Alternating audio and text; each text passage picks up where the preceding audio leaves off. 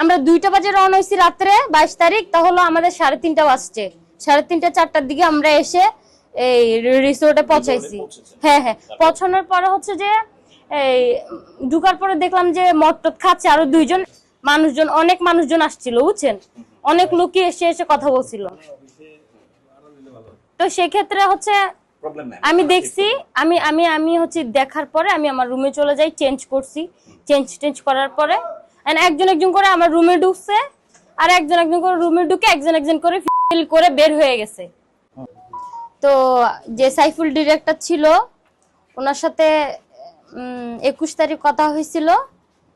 তো 21 তারিখ হচ্ছে যে উনি বলছে যে 22 তারিখ শুটিং হবে, 22 তারিখ আইসো রাজ রিসোর্টে। এরপর হচ্ছে যে উনি ইমার্জেন্সি রাতে 2টা বাজে কল দিছে, কল দিয়ে বলতেছে যে দেখো আয়শা, আমি তো ইমার্জেন্সি চলে যাব, তুমি আমার সাথে আসো, আমার সাথে আসো, যেহেতু আমরা একসাথে কাজ করি, আমি তোমাকে রিসিভ করে নিয়ে যাবো, তোমার আর কষ্ট করতে হবে না। তাই আমি ভাবলাম যেহেতু উনি আমার পরিচিত, তাই যাই ওনার সাথে। উনি নিচে এসে আমাকে ড্রপ করে নিয়ে গেছে আমার বাসার নিচ থেকে।